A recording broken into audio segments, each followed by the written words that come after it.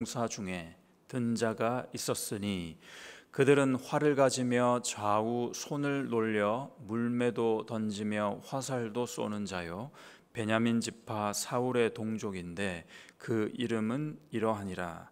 그 우두머리는 아히에셀이요 다음은 요아스이니 기브아 사람 스마아의 두 아들이요 또 아스마웻의 세 아들 여시엘과 벨렛과 또 브라가와 아나돗 사람 예후와 기브온 사람 곧 30명 중에 용사여 30명의 우두머리가 된 이스마야이며 또 예레미야와 야하시엘과 요하난과 그데라 사람 요사밧과 엘루세와 여리못과 브아랴와 스마랴와 하룹 사람 스바랴와 고라 사람들 엘가나와 이시야와 아사렐과 요에셀과 야소브암이며 그돌 사람 여로함의 아들 요엘라와 스바랴더라. 갓 사람 중에서 광야에 있는 요새에 이르러 다윗에게 돌아온 자가 있었으니 다 용사요 싸움에 익숙하여 방패와 창을 능히 쓰는 자라. 그의 얼굴은 사자 같고 빠르기는 산의 사슴 같으니 그 우두머리는 에셀이요 둘째는 오바댜요 셋째는 엘리압이요 넷째는 미스만나요 다섯째는 예레미야요 여섯째는 앗대요 일곱째는 엘리엘이요 여덟째는 요하난이요 아홉째는 엘사밧이요 열째는 예레미야요 열한째는 막반네라. 이 가짜 손이 군대 지휘관이 되어 그 작은 자는 백부장이요 그 큰 자는 천부장이더니 정올에 요단강 물이 모든 언덕에 넘칠 때에 이 무리가 강물을 건너서 골짜기에 있는 모든 자에게 동서로 도망하게 하였더라. 베냐민과 유다 자손 중에서 요새에 이르러 다윗에게 나오매 다윗이 나가서 맞아 그들에게 말하여 이르되 만일 너희가 평화로이 내게 와서 나를 돕고자 하면 내 마음이 너희 마음과 하나가 되려니와 만일 너희가 나를 속여 내 대적에게 넘기고자 하면 내 손에 불의함이 없으니 우리 조상들의 하나님이 감찰하시고 책망하시기를 원하노라 하매 그때 성령이 30명의 우두머리 아마셀을 감싸시니 이르되 다윗이여 우리가 당신에게 속하겠고 이새의 아들이여 우리가 당신과 함께 있으리니 원하건대 평안하소서. 당신도 평안하고 당신을 돕는 자에게도 평안이 있을지니 이는 당신의 하나님이 당신을 도우심이니이다 한지라. 다윗이 그들을 받아들여 군대 지휘관을 삼았더라. 다윗이 전에 블레셋 사람들과 함께 가서 사울을 치려 할 때에 므낫세 지파에서 두어 사람이 다윗에게 돌아왔으나 다윗 등이 블레셋 사람들을 돕지 못하였음은 블레셋 사람들의 방백이 서로 의논하고 보내며 이르기를 그가 그의 왕 사울에게로 돌아가리니 우리 머리가 위태할까 하노라 함이라. 다윗이 시글락으로 갈 때에 므낫세 지파에서 그에게로 돌아온 자는 아드나와 요사밧과 여디아엘과 미가엘과 요사밧과 엘리후와 실르데이니 다 므낫세의 천부장이라. 이 무리가 다윗을 도와 도둑대를 쳤으니 그들은 다 큰 용사여 군대 지휘관이 됨이었더라. 그때 사람이 날마다 다윗에게로 돌아와서 돕고자 하매 큰 군대를 이루어 하나님의 군대와 같았더라. 아멘. 자고로 사람을 얻는 자가 천하를 얻게 된다고 했는데 다윗에게 가만 보니까 사람들이 어마어마하게 모여들고 있습니다. 칼을 잘 쓰는 사람, 창을 잘 쓰는 사람, 빠른 사람, 힘이 있는 사람, 군병들 그리고 지휘관들 할 것 없이 많이 모여들고 있는 모습입니다. 그러나 사울 왕을 피해 이방의 작은 변방 시글락으로 도망쳐 온 다윗은 지금 누군가를 책임질 수 있거나 거느릴 수 있는 처지가 못 되었습니다. 그런데도 이상하게 사람들은 그걸 알고서도 자꾸 모여듭니다.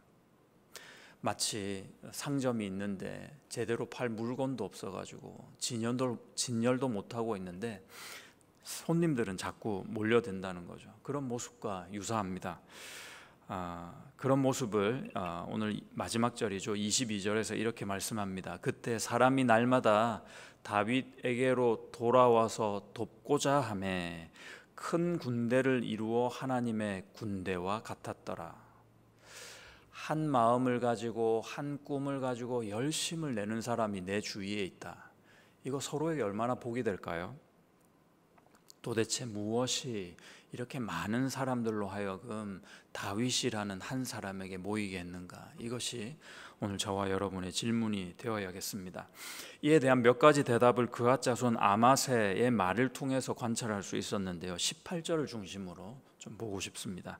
18절을 제가 다시 한번 읽겠습니다. 그때 성령이 30명의 우두머리 아마세를 감싸시니 이르되 다윗이여 우리가 당신에게 속하겠고 이새의 아들이여 우리가 당신과 함께 있으리니 원하건대 평안하소서. 당신도 평안하고 당신을 돕는 자에게도 평안이 있을지니 이는 당신의 하나님이 당신을 도우심이니이다 한지라. 다윗이 그들을 받아들여 군대 지휘관을 삼았더라. 당신의 하나님이 당신을 도우시기 때문입니다. 이게 첫 번째 이유입니다. 하나님이 도우신다는 거죠. 아마세와 그와 함께한 무리들은 다윗을 하나님이 돕는 사람으로 인정했다는 겁니다. 저 사람은 하나님이 도와주시고 있는 거야 라고 인정했다는 거죠. 사실 우리 주위를 가만히 살펴보면요, 어떤 사람은 뭘 해도 잘 되는 사람이 있습니다. 정말 저 사람은 하나님이 도우시는구나 싶은 사람이 있습니다.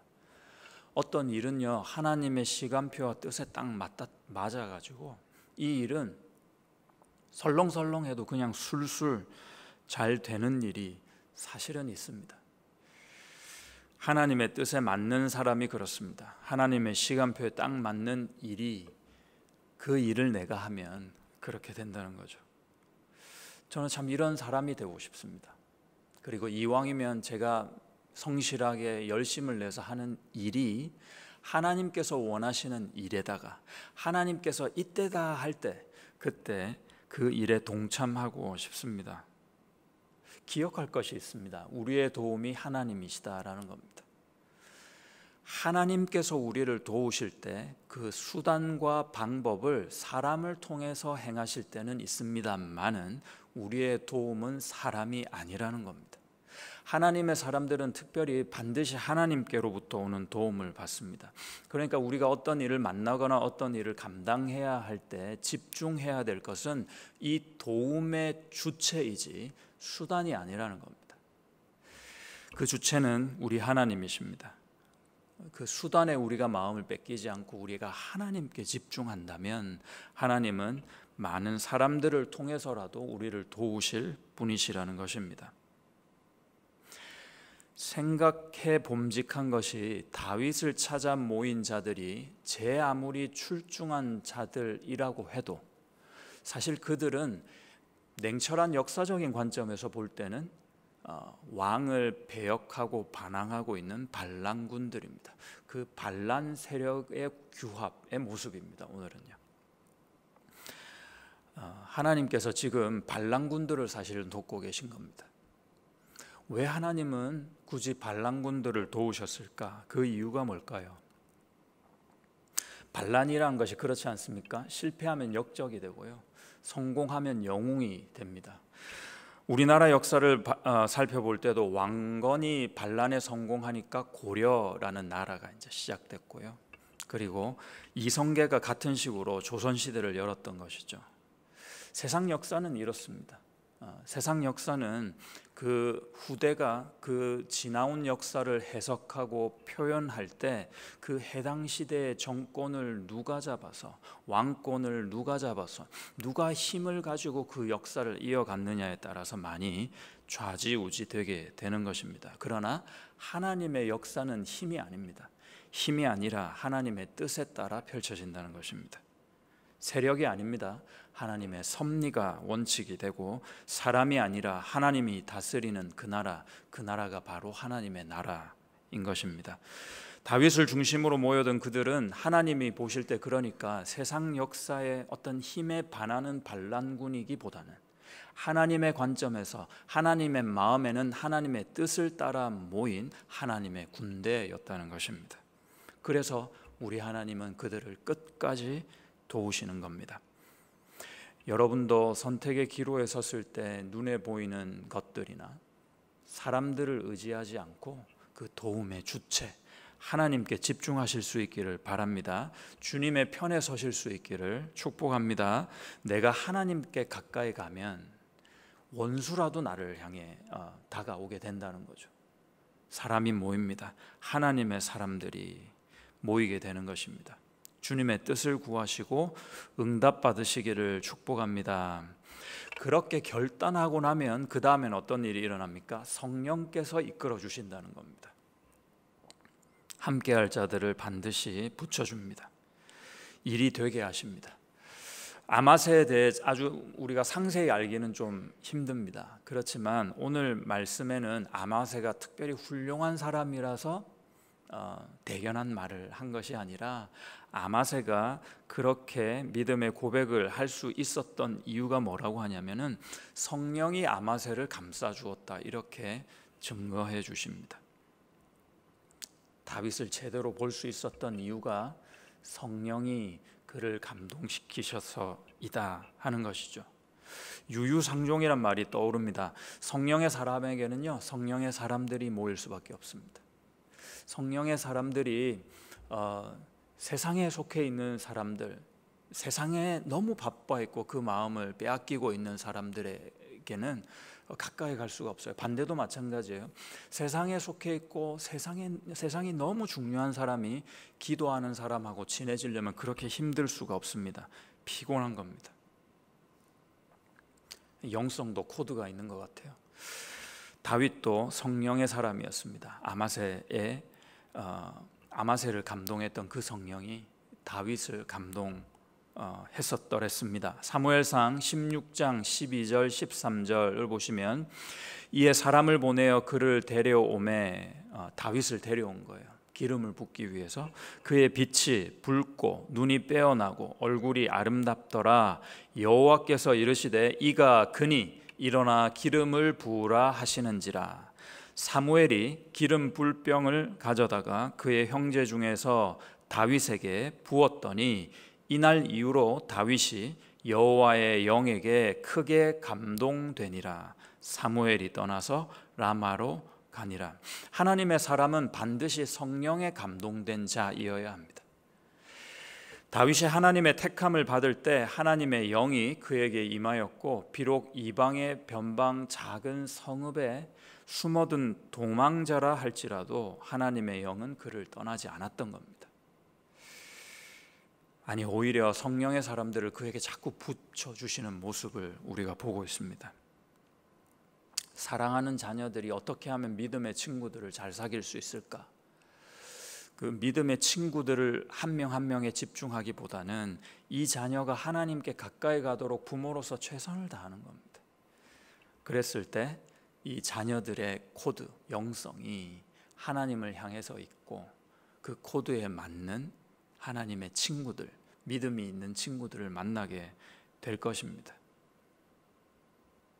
교회가 복음에 제대로 된 깃발을, 그 기치를 힘있게 들고 있을 때 그 복음에 맞는 그런 분들이 이 교회에 모이게 되는 겁니다. 이 사람 저 사람들의 우리의 마음을 빼앗길 게 아니라 우리의 깃발을 재점검하고 우리의 기치를 다시 한번 살펴봐야 합니다. 그러면 자연히 하나님의 교회는 성령의 교회이기 때문에 성령의 사람을 보내어 주시는 것입니다. 그들을 통해서 하나님은 역사하게 됩니다. 예수님께서도 생명이라는 확실한 기치를 들고 계셨기 때문에 사는 자들만 모여들게 되었던 겁니다. 예수님께서 진리에 대한 정확한 기치를 명확히 하셨기 때문에 그 진리에 합한 자들만 모여들게 되었던 것입니다. 그래서 거짓 선지자나 거짓 율법들로 사람들을 거짓되이 가르치고 있는 참되지 않은 자들은 예수님을 멸시하는 자리에 있을 수밖에 없었던 것이죠. 우리도 예수의 깃발을 올리고 가다 보면 어려움을 만나게 될 것입니다. 오늘 도망자 다윗처럼 말이죠. 그러나 분명 더 크신 하나님의 더 큰 도움이 있다. 그 믿음을 가지고 꼭 이 하나님을 기억해야 되겠습니다. 싸워볼 만한 거죠. 반드시 복음이 이깁니다. 성령께서 승리하게 하실 줄 믿습니다. 사람들이 모인 이유는 이런 영성도 있었지만 다윗이라는 한 인간을 보고 모인 듯 하기도 합니다. 아마새를 따라온 자들은 일반 군인이 아니라 장수급이었거든요. 그 30명이. 그러니까 장수가 오면은 누가 따라와요? 군병들도 따라옵니다. 부하들, 수하들도 따라온다는 거죠. 천부장이 한 명 오면요, 1000명의 수하, 다는 아니겠지만 많은 군병들이 따라오게 됩니다. 그러니까 리더들이었다는 겁니다. 그런데 베냐민 지파가 꽤 속해 있었던 겁니다. 베냐민 지파는요, 사울 왕의 지파입니다. 그러니까 사울 왕의 친족들 아니겠습니까? 그래서 다윗은 경계하는 거예요. 네가 좋은 마음으로 왔느냐, 나쁜 마음으로 왔느냐, 해할 의도로 왔느냐, 아니면 나와 화친하러 왔느냐, 이렇게 물어보는 것입니다. 다윗 입장에서는 그러니까 이들을 받아들이는 것도 어려웠을 거라는 것입니다. 그런데 다윗은 그들의 말만 믿고 그들의 진심 어린 고백만으로 그들을 리더십에 세우게 되는 겁니다. 문책하거나 배척하는 대신에 현재 군대 지휘관으로 다 세우더라는 거죠. 파격 인사 아니겠습니까? 그야말로 과거를 묻지 않겠다 하며 두 팔을 벌리고 그들을 막 안아주는 모습입니다. 남자로서 참 본받고 싶습니다. 품이 넓어요. 깊이가 있습니다. 배포가 큽니다. 멋이 있죠. 다윗에게 사람들이 모인 이유는 하나님께서 다윗을 도와주셨기 때문입니다. 사람들이 어떻게 알았을까요? 성령을 통해 그걸 알더라는 겁니다. 성령의 사람들이. 그리고 이런 하나님을 깊이 의지해서인지 다윗도 상대 적을 용납할 줄 아는 그 정도의 인간됨이 있었다. 훌륭한, 괜찮은 사람이었습니다. 역사상 가장 많은 사람을 얻은 분이 계십니다. 우리 예수님입니다. 지금도 수많은 사람들이 같은 모습으로 주님의 품으로 달려가고 있습니다. 예수님을 신앙하는 우리도 사람을 얻어야겠습니다. 교회가 존재하는 이유는요, 사람입니다. 예수님이 이 땅에 오신 이유는 사람입니다. 우리가 힘을 내고 애를 쓰는 것도 사람이 이유입니다. 그래야 되는 겁니다. 하나님의 쓰시는 내가 되기를 기도합시다. 주님의 뜻과 계획에 나의 것을 맞춰 귀한 일에 동참하기 원합니다. 이런 인간 또 저런 인간 계속 내 안에서 구분하여 당짓기보다는, 그렇게 살기보다는 이 영혼 저 영혼도 내가 품어보는 거죠. 그 예수님을 기억하면서 말입니다. 나 같은 죄인을 위해서도 십자가 지신 그 예수님의 제자로 오늘도 살아내시기를 그 예수님의 이름으로 축복합니다. 우리 한 번 더 찬양을